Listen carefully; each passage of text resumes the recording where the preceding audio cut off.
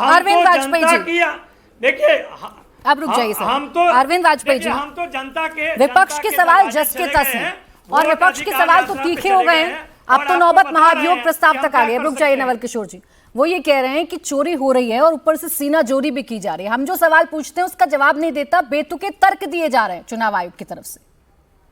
देखिए, ये वोट चोरी का जो आरोप लगा रहे हैं, वोट चोरी कौन कर रहा है? इलेक्शन कमीशन कभी वोट चोरी कर सकता है? इलेक्शन कमीशन तो वोटर लिस्ट को ठीक करने की बात कर रहा है और इसीलिए एसआईआर की है उसने।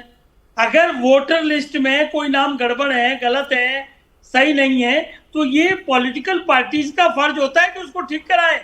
एक बूथ पे 1000-1500 वोट होते हैं और उसी से बीएलए अपॉइंट होता है और बीएलए का काम है कि ये एड्रेस गलत है, ये आदमी छोड़ के चला गया, ये आदमी मर गया, ये आदमी जिंदा है, ये आदमी जवान हो गया, उसको सबको ठीक कराते हैं। तो ये अपनी जिम्मेवारी कर रही है और दूसरे पर अपने आरोप लगा रहे हैं कि वोट चोरी कर लिया, वोट चोरी कर लिया।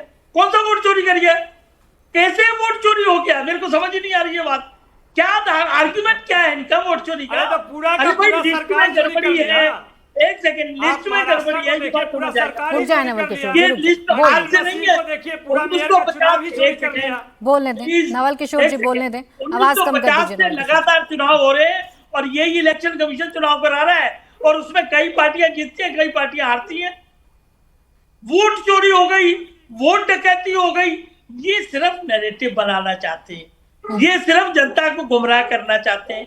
आपने ठीक कहा कि जब इलेक्शन कमीशन ने बुलाया कि आज भी 30 मेंबर ऑफ पार्लियामेंट आ जाए या पार्टियों के लीडर आ जाए और बैठ के 1 to 1 डिस्कस कर लो, और इससे पहले भी पार्टियों को बुलाया जा रहा है। ये जुलाई से सिलसिला जारी हुआ है, हमारी पार्टी भी गई थी और 1 to 1 डिस्कशन होता है। हमने भी पॉइंट उठाए, तो इन लोगों ने ये पॉइंट तब क्यों नहीं उठाए? क्यों उठा नहीं सकते हैं? क्योंकि इनके पास स्पेसिफिक कोई चीज नहीं है। अगर कोई होती तो बाकायदा राइटिंग में कंप्लेंट करते, नंबर 1, वो एफिडेविट से सपोर्ट होती, नंबर 2, और उससे पहले 45 दिन का टाइम होता है।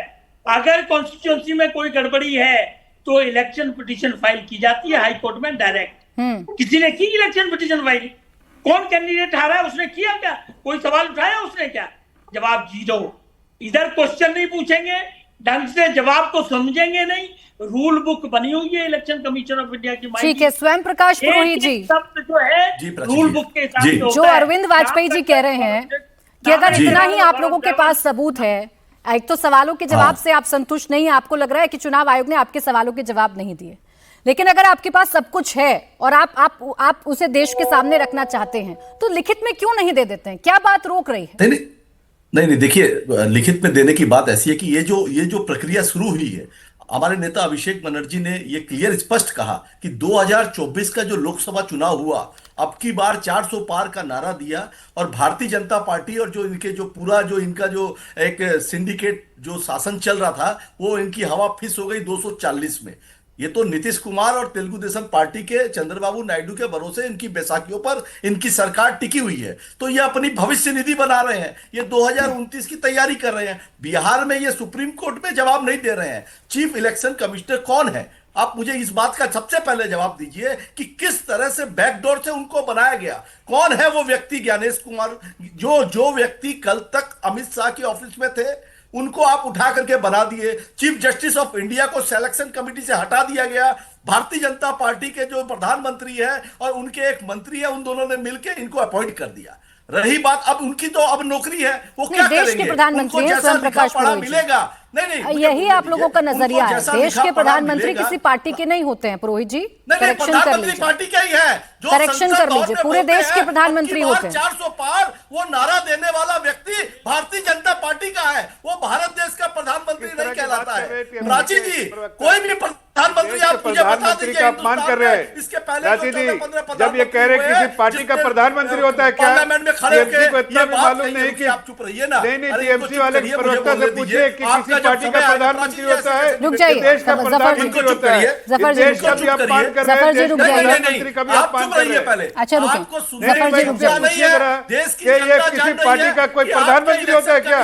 किस तरह की बातें कर रहे हैं आप लोग मानते हैं क्या ममता बनर्जी प्रधानमंत्री आपकी पार्टी की? इस तरह की सोच रखते हैं आप? नहीं, आप इस तरह की सोच रखते हैं।